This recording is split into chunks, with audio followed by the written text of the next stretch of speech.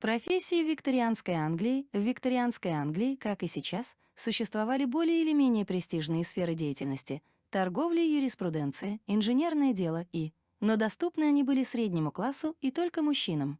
А если вам не повезло, и вы родились в рабочей семье, или в деревне посреди вересковых пустошей, или в лондонских трущобах? На какие профессии можно рассчитывать в этом случае? Давайте познакомимся с занятиями былых времен, которые могут показаться тяжелыми и неприятными, но зачастую весьма оригинальными. Мир под лестницей. Английские слуги в 1851 году, более миллиона англичан, были в услужении, а в 1891 году, уже на закате викторианской эпохи, мы получим и более точные цифры — 1 386 167 женщин и 58 527 мужчин. Даже самые небогатые семьи старались нанять хотя бы одну служанку, так называемую maid of all works, которой приходилось и стряпать, и заниматься уборкой. Поднимаясь выше по общественной лестнице, мы встретим большее число слуг, не говоря уже об аристократических домах, где слуги исчислялись сотнями.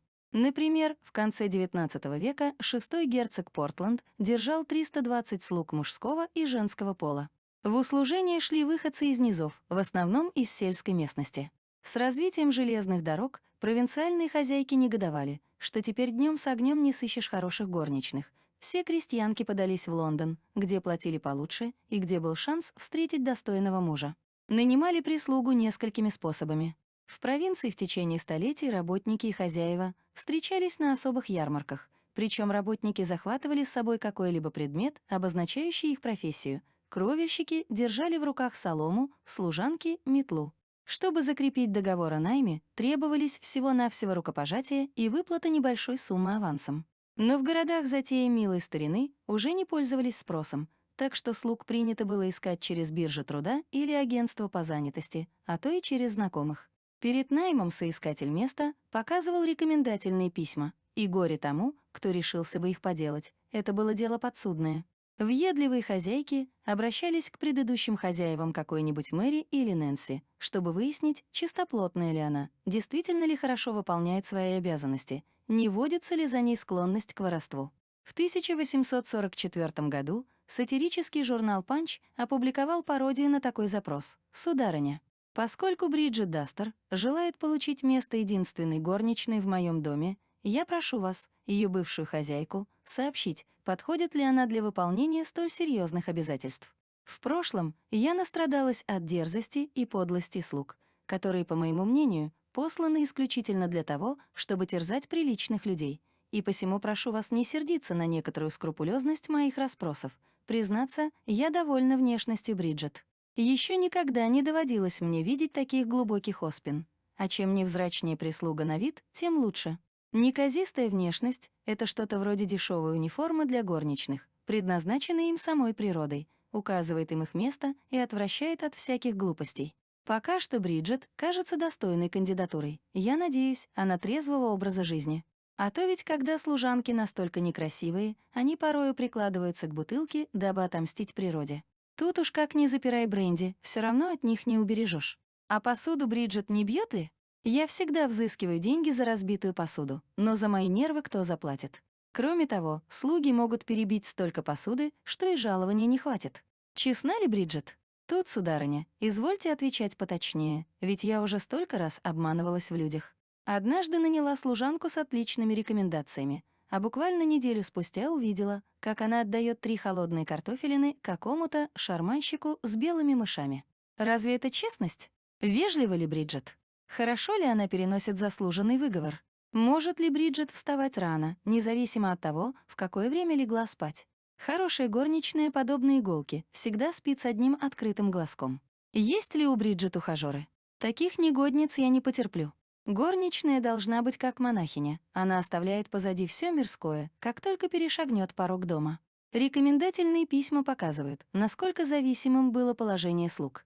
Хотя хозяев убедительно просили не клеветать на бывших работников, равно как и не хвалить их незаслуженно, многие не отказывали себе в удовольствии испортить прислуге жизнь. Доказать клевету было практически невозможно. Мнение, высказанное в рекомендации, считалось субъективным, а людям свойственно ошибаться, не так ли? Разве это преступление? Иногда слуги, совсем отчаявшись, подавали в суд на хозяев, отнявших у них шанс на работу. Так поступила служанка, чья госпожа в письме назвала ее наглой и дерзкой девицей, которая подолгу залеживается в постели, но вместе с тем отличается чистоплотностью и хорошо справляется с работой. Судья не увидел в словах хозяйки злого умысла и закрыл дело. Истица же осталась без работы и, вероятнее всего, с подмоченной репутацией. Кто наймет сутяжницу? Можно представить, сколько жизней было сломано из-за нескольких несправедливых слов. Среди слуг тоже существовало сарафанное радио. Встречаясь в течение дня, служанки сплетничали о своих хозяевах и могли посоветовать товарке подходящее место или же отговорить от плохого. Если нанять служанку мог даже мелкий банковский клерк, слуга считался символом престижа. С 1777 года каждый наниматель должен был платить налог в размере 1 гинеи за слугу мужского пола. Таким образом, правительство надеялось покрыть расходы в войне с американскими колониями. Ничего удивительного, что именно мужчины главенствовали в мире под лестницей. Мужской прислугой командовал дворецкий, бутлер. Иногда он занимался чисткой столового серебра, которое простой прислуге не доверишь, но в целом был выше физического труда. В его ведении находились все ключи, а также винный погреб, что служило дворецкому немалым преимуществом. Он заключал сделки с торговцами вином и получал от них комиссионные. Дворецкий объявлял гостей и следил за тем, чтобы блюда за торжественным обедом подавались вовремя, мог приглядывать и за гардеробом хозяина, но не помогал ему одеваться. Это обязанность камердинера, волей. Личный слуга хозяина, камердинер, готовил ему ванну по утру и одежду на выход, собирал багаж для путешествий, заряжал его ружья, прислуживал за столом.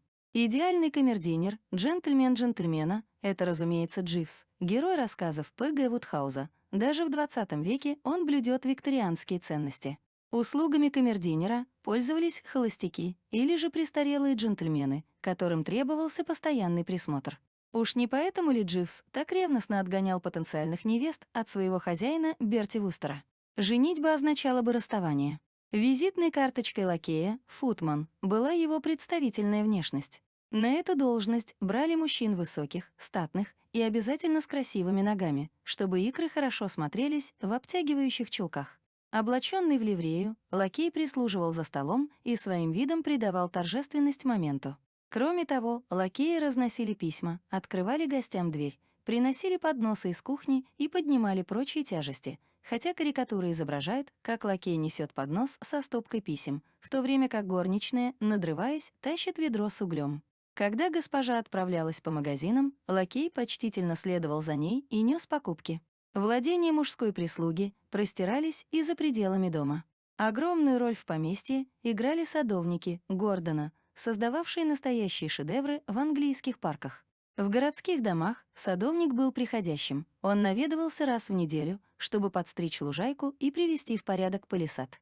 В работу на конюшне были вовлечены такие слуги, как кучер, конюх, грум, мальчики на побегушках и так далее. Согласно стереотипам, кучеры были необразованными, плохо подготовленными к такой работе, жестокими с лошадьми, ленивыми пьянчугами, еще и вороватыми в придачу. Но поскольку викторианцы сурово относились к любой прислуге, ничего удивительного, что и о кучерах они были невысокого мнения. К кучеру, коучман, предъявлялись следующие требования. Он должен был отлично управляться с лошадьми, отличаться трезвым образом жизни, аккуратностью, пунктуальностью, хладнокровием во всех обстоятельствах. Для городского кучера умение хорошо водить карету было насущной необходимостью, поскольку лавировать по улицам было не так уж просто. В идеале городские кучера должны были проходить тренировку, то есть служить подмастерьем у другого кучера. Для сельского кучера столь тщательной подготовки не требовалось. Его могли взять, что называется, от сахи. Если главным недостатком городского кучера было то, что рано или поздно он начинал кичиться своим положением, сельские кучера были по большей части ленивы, лошади заражались их апатией и еле ползли по дороге. По крайней мере, именно такими тупыми лентяями они зачастую предстают в английских пособиях по обустройству конюшни. Обязанности кучера заключались в том, чтобы вести карету, ухаживать за лошадьми, содержать в порядке упряжь и саму карету. Иногда ему приходилось чистить седла. Если в конюшне содержалось больше 3 лошадей, в помощь кучеру нанимали подходящего мальчишку. Семьи побогаче могли позволить себе еще и грум.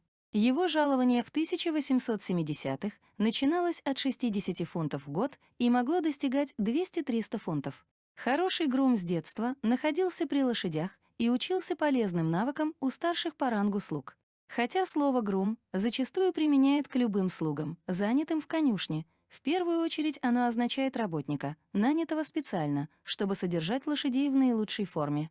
Грум надзирал за чисткой лошадей, их рационом, прогулками и так далее. Грум также сопровождал хозяев на конной прогулке, но скакал чуть поодаль, позади господ. Справочник по этикету 1866 года советует джентльменам захватывать с собой грума, если во время поездки будут присутствовать дамы. Дамам не советовали скакать в одиночестве, за исключением разве что сельской местности. Что касается незамужних особ, им следовало отправляться на прогулку не только в сопровождении грума, но еще и какого-нибудь джентльмена, находящегося в доверии у их семей. Наверное, чтобы они приглядывали друг за другом, а не допустит ли кто из них какой-нибудь вольности. Работой большой конюшни руководил старший конюх, хед-остлер, форман. Слабохарактерные люди на этой работе не задерживались. Чтобы держать штат в ежовых рукавицах, старшему конюху надлежало быть настоящим тираном, но вместе с тем человеком трезвым, ответственным и справедливым. Среди всего прочего, он закупал корм и следил за его качеством, мог договариваться с торговцами, приглашать рабочих для починки конюшни или вызывать ветеринара. Впрочем, не все старшие конюхи немедленно вызывали ветеринара в случае необходимости. Некоторые гордились тем, что и сами могут лечить лошадей в одиночку или на худой конец, позвав кузнеца на подмогу. Результаты такой самодеятельности зачастую были печальными. Что касается женской прислуги, самой высокопоставленной должностью являлась гувернантка, гаванас, принадлежавшая к среднему классу. Но именно гувернантка и выбивалась из иерархии, потому что сами викторианцы не знали, куда ее отнести, к хозяевам или к слугам.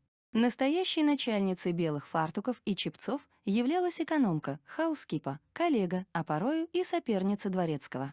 Нанимать и рассчитывать горничных, закупать продукты, присматривать за работой по дому — вот лишь некоторые из ее обязанностей. Опытная экономка с легкостью отличала молодую баранину от старой, готовила вкуснейшие варенья и соленья, знала, как сохранить яблоки в течение зимы и мастерски нарезала окорок. Ее интересы простирались дальше буфета. Среди всего прочего, экономка присматривала за поведением горничных, которым только дай завести кавалера.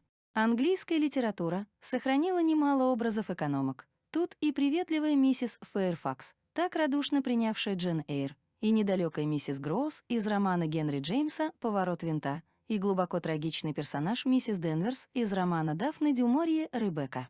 Но самый яркий тандем дворецкого и экономки, безусловно, запечатлен в романе японца Кацуо Исигуро «Остатки дня», история невысказанной любви и утраченных возможностей на фоне огромного старинного поместья.